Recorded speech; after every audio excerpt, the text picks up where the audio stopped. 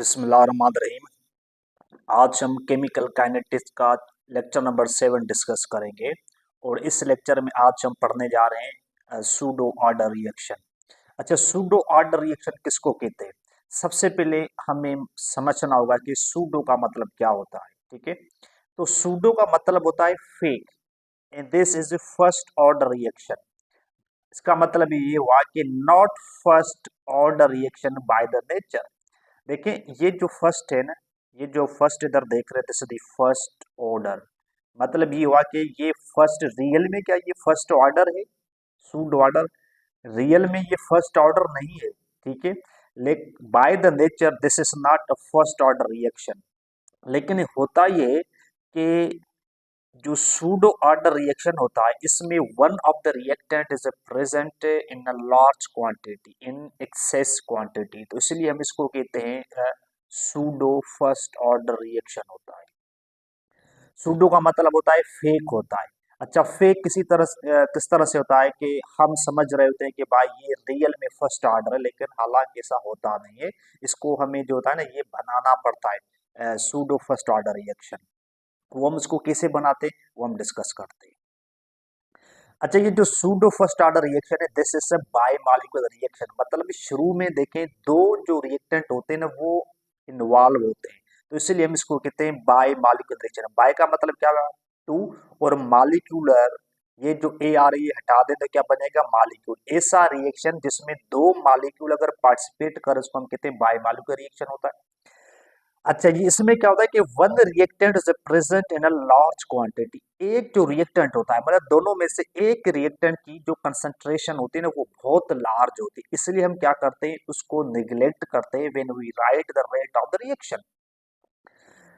Appears to be a second order but is a pseudo order. हालांकि हमें ऐसा लगता है कि ये सेकंड ऑर्डर है, लेकिन वो हमें वो जो होता है वो एक सूडो ऑर्डर ऑफ रिएक्शन होता है, सूडो ऑर्डर रिएक्शन होता है। अच्छा, इसका एग्जांपल हम डिस्कस करते हैं। We have example hydrolysis of ester. देखिए hydrolysis of ester, this is the ester group. Okay, this is ethyl acetate, हम इसको पढ़ते हैं। इथाइल एसीटेट का जब वाटर के साथ रिएक्शन करते हैं तो यहाँ पे हमें देखें दो कंपाउंड मिल रहे हैं। This is acetic acid, okay, this is acetic acid and another we have this ethyl alcohol। ये इथाइल अल्कोहल मिल रहा है, एसिटिक एसिड इथाइल अल्कोहल।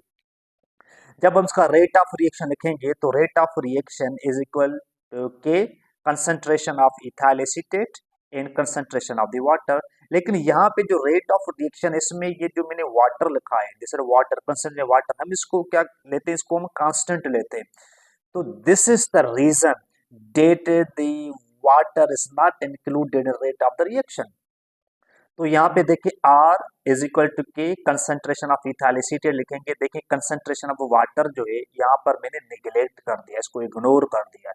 तो it means that rate of the reaction in the pseudo first order reaction always depend on the concentration of this ethyl acetate के ऊपर। Another we have example, we have this first order, it is a this is inversion of a sugar। देखें ये क्या है मेरे पास, this is inversion of the sugar है।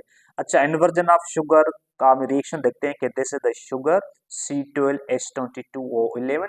इसका हम जब वाटर के साथ रिएक्शन करवा रहे हैं तो हमें देखें दो कंपाउंड मिल रहे हैं, एक हमें मिल रहा है ग्लूकोज, दूसरा हमें मिल रहा है फ्रक्टोज मिल रहा है। जब रेट ऑफ रिएक्शन की जब हम बात करेंगे तो rate of the reaction is directly okay depend on the concentration of this sugar molecule. देखिए यहाँ पे आप देख सकते हैं कि there is no involvement of water in the rate of the reaction. Water की कंसंट्रेशन को यहाँ पर हमने नेग्लेक्ट कर दिया है, ठीक है ना। तो this is the pseudo first order reaction, यहाँ पे आप देख सकते हैं, ठीक है ना। तो आप यहाँ पे देखिए आप खुद समझ सकते हैं कि this can be second order of reaction, क्योंकि देखिए ना वन जो मेरे पास देखिए this one stoichiometric coefficient of sugar and one stoichiometric coefficient of the water. तो 1+1 देखिए 1+1 क्या आ रहा है आंसर? देखिए 2 आ रहा है। तो आप इसको समझ रहे होंगे कि this is the second order of the reaction. हालांकि ये क्या होता है, ये सूडो ऑर्डर रिएक्शन होता है।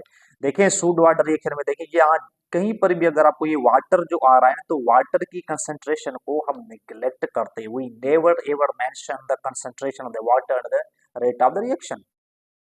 अच्छा, आज हम थोड़ी सी एक ट्रिक देख रहे हैं कि जैसे हम पढ़ चुके हैं कि जीरो ऑर्डर रिएक्शन क्या है, फर्स्ट ऑर्डर रिएक्शन क्या है, सेकंड ऑर्डर रिएक्शन क्या है, थर्ड ऑर्डर रिएक्शन है क्या है, उसकी जो डेरिवेशन वगैरह है वो भी हम कर चुके हैं। आज हम पढ़ेंगे कि how to memorise the unit of the K, जो रेट कांस्टेंट है उसके हम यूनिट कैसे निकाल सकते हैं। तो उसके लिए मैंने एक यहाँ पे एक फार्मूला लिखा है, this is I think that very very important trick. देखिए, अगर केक का अगर आप यूनिट निकालना चाहते हैं तो उसका फार्मूला होता है मोल पर लीटर, ठीक है, bracket over 1 - n, this is the second inverse 1। इस फार्मूले को आप याद रखें। यहाँ पे एन जो है ना, this N represent the order of the reaction, ये ऑर्डर ऑफ रिएक्शन होगा एन, ठीक है। अगर यहाँ पे जीरो है तो अब यहाँ पे जीरो लिखेंगे, फर्स्ट ऑर्डर यहाँ पे 1 लिखेंगे, सेकंड ऑर्डर यहाँ पे 2 लिखेंगे, थर्ड ऑर्डर तो 3 लिखेंगे। अब यहाँ पे आप देख सकते हैं कि this is the zero order, this is the first order, this is the second order and this is the third order.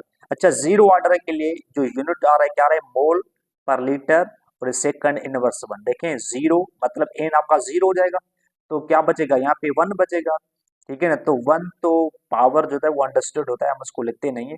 तो ये हो जाएगा मोल पर लीटर सेकंड नंबर 1 से। फर्स्ट ऑर्डर के लिए क्या हो जाएगा, देखिए यहाँ पे जब आप 1 लिखेंगे तो 1 1 में कैंसिल आउट हो जाएगा, तो ये पूरा टर्म क्या हो जाएगा, जीरो हो जाएगा। तो आपके पास